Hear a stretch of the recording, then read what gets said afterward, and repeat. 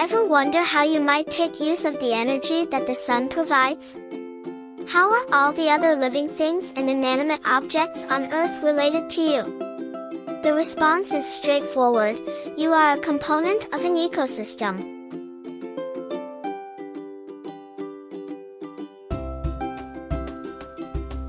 An ecosystem is a region in which the physical surroundings of living things combine to create a bubble of life.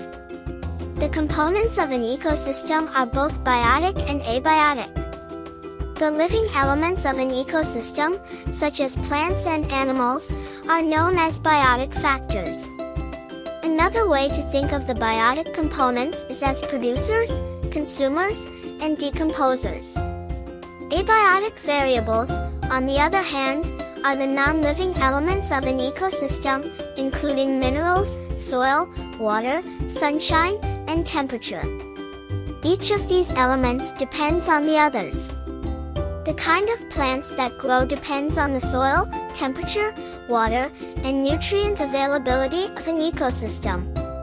In a similar vein, in order to survive, animals that rely on other living things for food and shelter will need to evolve or move. The exchange of energy and the cycling of nutrients are also made possible by the interplay of these two biotic and abiotic elements.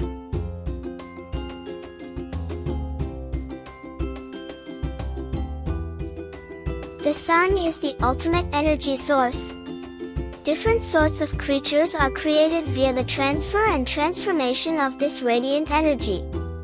The producers, also known as autotrophs, use the energy from the sun. Plants and other photosynthetic creatures use the energy from the sun to produce food.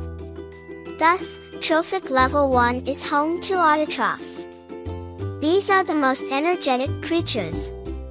The major consumer comes next, followed by the secondary, and so on, after autotrophs.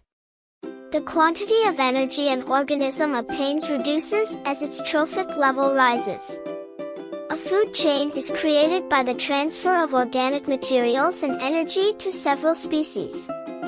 Where the energy will be transmitted is shown by the arrow's directions.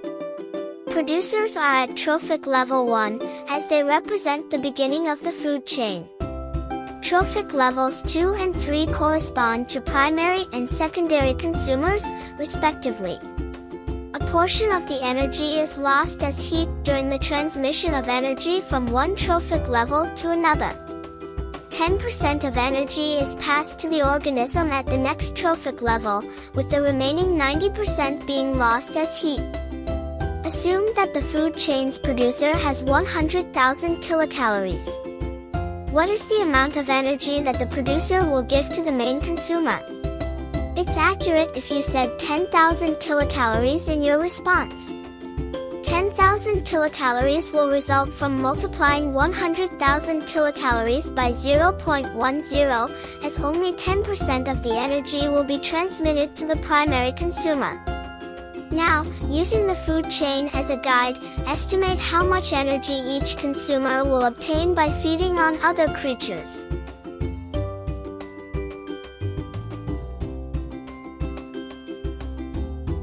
Since there is no alien supply for nutrients on Earth, recycling is necessary to ensure that all living things, both now and in the future, have access to them. The movement of nutrients through the environment, into an organism, and then back into the environment is known as nutrient cycling. The biotic and abiotic components of an ecosystem exchange nutrients like oxygen, nitrogen, carbon, and water. Sulfur, potassium, and phosphorus are among the minerals or nutrients that are continually cycled, in addition to the nutrients already listed.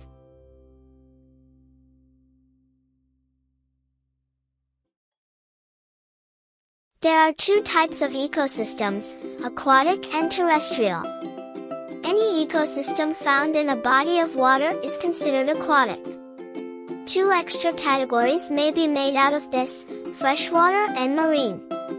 There is no salt present in a freshwater habitat. Lakes, ponds, rivers, and streams fall under this category.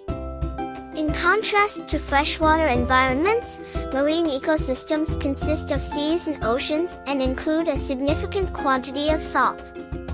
There is also more biodiversity in this kind of aquatic environment. Terrestrial ecosystems, however, are found on land.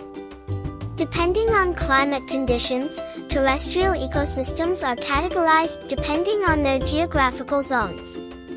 Terrestrial habitats come in 4 different varieties: desert, grassland, tundra, and forest. The primary components of forest ecosystems include microbes, plants, animals, and trees. One of the world's principal carbon sinks, forests contribute to the stability of global temperatures. Ecosystems of grasslands are found in areas when rainfall is insufficient to sustain forests. As a result, grasslands are primarily covered in plants and grasses. Grazing animals also rule the ecosystems of grasslands. Cold climatic zones are home to tundra ecosystems. There are no trees in this kind of habitat, and snow covers it for most of the year. And last, ecosystems in deserts. This kind of habitat has very little vegetation and extremely little rainfall. It is also distinguished by scorching days and chilly nights.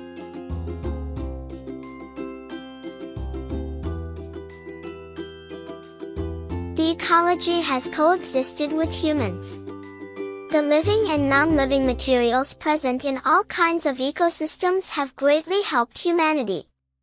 Our ecosystems are the center of our existence and the driving force behind our culture and economics.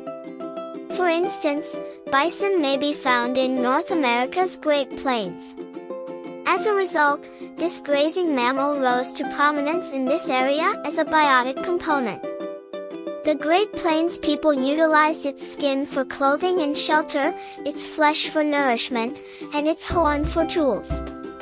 It was occasionally mistaken for a buffalo.